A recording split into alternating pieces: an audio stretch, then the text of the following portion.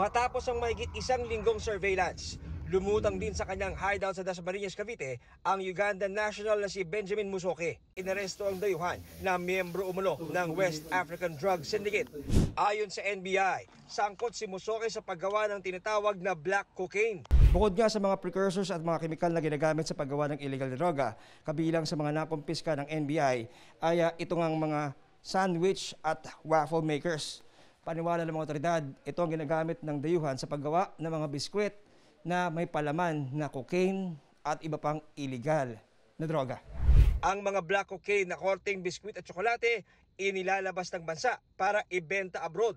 My friend, I give you one room in this apartment because So somebody else lives here.